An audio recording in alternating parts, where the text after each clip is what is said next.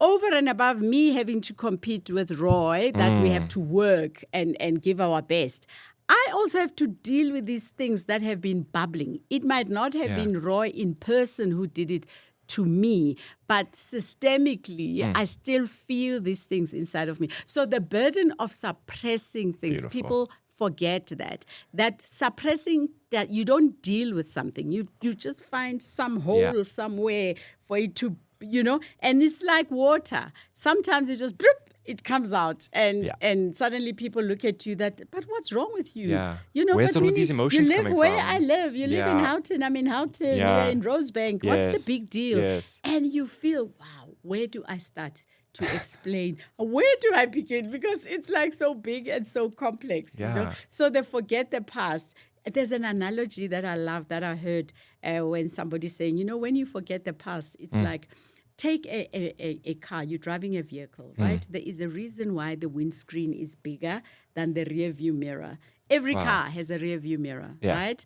A windscreen is bigger because you're going forward. Yes, nobody wants to drive backwards. You want to go forward. Yeah, but it's important to have a rear view mirror. Why? You must check what's coming at the back. So you cannot go through the pains of apartheid and all that and altogether wipe out that, because in the workplace in 2024, those things still do happen. So your rear view mirror helps you to say, there is the sign that's coming. How do I deal with it? How do I cope with it? Yeah. How do I confront this? At what point do I confront? Do you know how much people have to deal with the timing of confronting? How do I confront? Do I have the energy? Do I have Am I the safe energy? enough to do this? Is it safe? I'm tired of, I confronted this 6 times last week. So you have to do all of that, plus deliver on what is expected of you. So, And I think, Nene, the challenging part of these conversations is I don't think that people forget. I think that some people don't know. I think we don't know what what you've had to get over. And it's not about your story. It's not like I grew up. It's not about like what I had to get over. It's what a history of exclusion does to my internal conversation and what I've had to do. So we don't know that as privileged people, as white people, as men, as upper income people, as able-bodied people, etc. We don't know that. And that, for me, is why I do diversity and inclusion work. And it's not because we don't know, and I say we as the collective, we don't know that as white people, as men, not because we don't care, or because we hate black people, but because we are ignorant. And Melissa Stein talks about ignorance not as like not knowing, but like the project of not knowing, of not looking even, right? We've never had to look. So when I said that to Annalisa, I assumed that because she speaks like me, she's in my thing, we are the same. We've had the same experience because I never had to look at it. Yeah. I never had the space to look at it. Do you know how many times I'm surprised when I used to do that in my workshops. We don't do it as often, where we would say, okay, let's take people to Soweto, right, so that we all go there. And every time you'll be surprised where there are people who've never, ever been there. Yeah. So, okay, Soweto is, if you take Johannesburg, Soweto is literally very close to where we are. So, and then for me, I'd say, when you're talking about the ignorance, the project of ignorance, that people were not even given an opportunity to be there at all. And you actually start looking that is why when we talk about bias, right, that some people are genuinely ignorant. They genuinely do not know. And in the book, I addressed the part that growing up in Soweto, if I were to take family A, family B, yours is family A, mine is family B, and there might be some assumptions that I'm giving here to say, take a child who grew up in Soweto, whose mom, whose dad leaves the house at 4 a.m. and catch 3 taxis so that they arrive at work in time. When they come back from work, it's late, right? The kids are sleeping.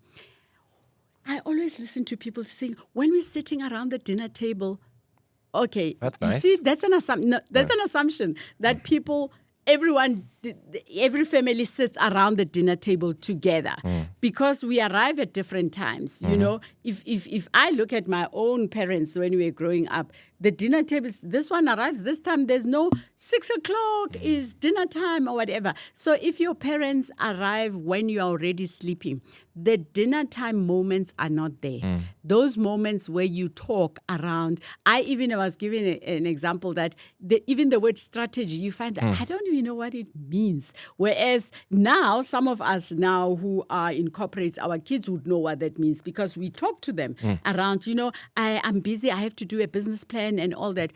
The critical mass of children who do not have that, don't even know what that word means. And so they go to university, and then you say, but you went to the same university as me, okay? So in class, we are talking about this. I'm expecting you to know what I know, but I have not been exposed to certain language at all. It doesn't mean I'm lazy. It doesn't mean I don't want to do this, but because my upbringing, so that this lack of knowing, when people don't know how much, this is how much gap that you have to feel about somebody else's upbringing. Yeah. So I think that when we couple that kind of story with the psychological piece, like I can understand that your upbringing is different to me, but let's talk about like what that did to both of us psychologically. Yes. Let's discuss what that means in terms of the conversation I have with myself about who I am in this world versus the conversation you have with yourself in this world. I did my law articles at one of the big 5 law firms. One of my close friends who was like, we bonded over our shared experience of toughness in that organization. She was a black woman with dreads. I was this young white boy. And we both struggled. But we both struggle for different reasons.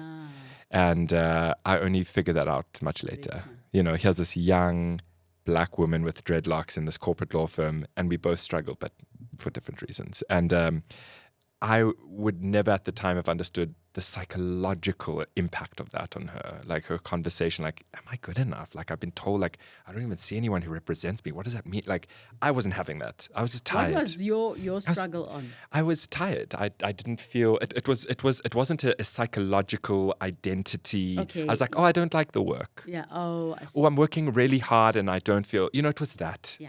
And I thought like she's having, like we both not. It wasn't. Yes. Like hers was a psychological, emotional identity, pain that it wasn't mine. So again, all of these things kind of get to me to doing this work where I want us to create spaces where we are talking about the psychological impacts of this. So we can still look at Gen Zs and they can still talk about the experience of not believing in their enoughness and us not say, but why you live in Bryanston? Like we can understand the inherited nature of trauma and pain. Yeah. So for me, national dialogue is that, at least in the privilege class, to listen though, and sure, to sit and believe. In the book that says sitting in the fire, that are you able to sit in the fire, sit through the discomfort of listening to, if you care at all. I mean, not everybody will be forced to listen to it, but if you think you want to do the work, it's about how do I give myself time and patience to listen and be present enough respectfully to listen to Roy. That Roy might be white and male and this, but let me listen to his own challenges because we are trying to, because if it's one-sided as well, it's like, okay, it's like you're doing something for me, right? Whereas we are saying, let's bring both of us, our identity, our lived experience in South Africa, and say, what part of us can we bring together to build a better GNU, not Government of National Unity, Life of National Unity. Yeah, South Africa of National like that, Unity. Yeah. Do you think that, and I mean, it's so impossible to speak on behalf of all black people, but do you think that there's a space, or do you think black people are able to listen to white people talk about our heartbreak and our grief? I think if I just focus on my circles, and maybe my circles are the people who do this work more as well. Yeah. is that for me, what makes a difference is that as long as in the conversation I see your intention to listen, I will also listen. Okay. As opposed to people who often trivialize other people's lived experience, and then it's like, what right do you have to tell me about what pain as a white person? What heartbreak do you have? So and it also depends on people's own histories in whether you are black or white, whatever. It just depends on how much patience do you want to give to somebody to listen to that. Do you think your son and daughter would be interested in holding, like, how would they be in a space listening? I mean, again, you're asking to speak on behalf of them. Listen to like my heartbreak and my grief as a white man, like as Roy. I think for me, there would be, from a point of curiosity, they would definitely be willing to listen. Like a tentative curiosity. So, let me listen, because it's like I never thought of it before. And maybe the younger people, the way they interact in universities and whatever, they have friends. They have more friends maybe who are activists. Let's say white friends who are with them, in the whole thing of fighting anti-racism work and all that. So I think they'll be more willing to listen. Okay. Yeah. So the things things I'm hearing from how we have national dialogues, at least in the privileged class or in whatever, is an intention. So like we all showing up with the intention of listening, of sitting in the fire, like there is that intention of being heard and of speaking. Yes. Maybe the other aspect is, how do we hold and share our emotions, our fears, our angers, whatever it is, without the need to respond or maybe to understand? Like, what does that look like? And then that healing aspect, I would imagine, right? That is why for that conversation to happen, like we always do in our workshops, that there has to be a foundation for psychological safety first. To say, in order to listen to each other, in order to really use this as a profitable time of dialogue, what do we need? Part of it is I need to be able to notice my triggers, emotions, and feelings, and know that as Roy is talking, I can feel that and say, you know what? Let's look at the intention. That's hard. Intention is that we want to put something on I will get my opportunity of speaking. Yeah, let me allow him to speak. So that, I think it was the first time when Barack Obama was inaugurated as a president. In his speech, I like the one part he says, I promise to listen to you, especially when we differ. And I said, actually, listening to somebody who differs with you is more difficult than, listening to the praises of, oh, you're so great. Oh, I agree with your pain. I agree with... Listening to somebody who differs with you is more difficult. And I think that's a sign of maturity. That's a sign of the leadership that we are looking for. Yeah, I agree. Yeah. If we think of the last... would you consider the TRC as being a form of national dialogue, like a structure? Absolutely. First of all, it's one of the, for me, I'm proud to say when I was talking about some of the unique solutions that South Africa, we are quoted around the world. Yeah. So kudos to whoever came up and the people who chaired it, Dr. Borain and Bishop Tutu, people who were chairing the TRC at the time. But for me, it's like, yes, it is one of the unique solutions that we are putting on the table. Yeah. To say, allow people to, no, it wasn't perfect, not even for 1 minute do we say TRC was perfect. But I think for me, it really went far in allowing, even as a black person, hearing stories of other black people, because I was in Johannesburg, other people were in Eastern Cape. Yeah. So just listening to the stories that, I might have been in Soweto during 1976, during that time. Post that, there were many other things that were happening in Gqeberha that I didn't know about. So TRC offered an opportunity for everybody to sort of be sitting around the fireside to chat and say, let's listen to what people have gone through and let's appreciate pain. While you are listening, you say, mine was nothing. Wow. Compared to what somebody else has gone through. Sure. So I absolutely think that was really an important step towards our democracy. And the central focus of the TRC was race, right? Because that was really what we were discussing, was racial exclusion. Well, it was framed as apartheid more because Right. then within that, of course, Yes. race. That was the main focus. Yeah. What do you think, where would race fit in a conversation in 2024 and beyond in South Africa, right? Is it still for you a primary conversation?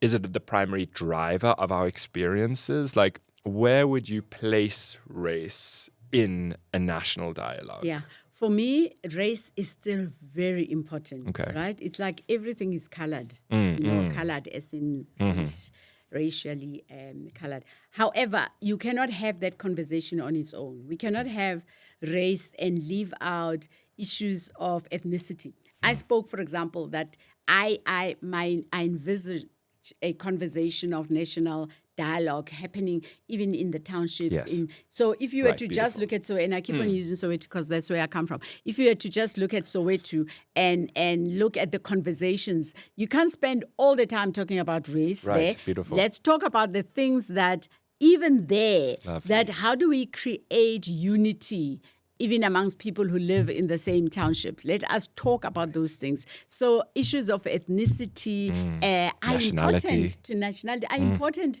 to raise there as well. Okay. So we broaden the national dialogue. We broaden the identities that we address. Wow. But you cannot run away from race. That would be the biggest mistake ever. Right. Because that has really led to many things, Right. If you look at systemically in the organization, I mean, in our country, race was in the center. Yeah. And it's sort of like, it's like a label on everything else. Yeah. But it cannot be the only conversation. There's a lot around gender, right? Yeah. That you still feel that let's talk about gender Right. in the townships, in the rural areas. Let's talk about this. GBV, where are we where we with regards at? to gender-based violence? Because the silence, if you look at the pyramid they call it a pyramid of abuse. If you look at that at the bottom, it's things like microaggressions, things that we say and we say nothing. When a guy says something about a woman, and or even your child says something about a girl, you don't correct them, or the pyramid of violence. And then you say nothing, you normalize it, they go to the next level, until it gets to the level of abuse, physical abuse, rape, and even murder, right? Yeah. So we need to talk about that. For a minute, put a pause on race and say, what are we going through in our own communities? Yeah, I love that. Yeah. I think that's so again, part of like thinking about what national dialogue could look like. It is contextual, right? We're looking at those. Yeah. So like having this blanket idea of race or even socioeconomic status, it doesn't make sense. It's like, what is the identity dimensions? What is that dialogue there in order to get us to a space of unity? Yeah. I think in our circles, I still think race is, of course, like a primary consideration. I would be interested to see what other things come up, right? I Yes. think socioeconomic status is interestingly, even though it's intimately linked with race, right? Because that's the South African story.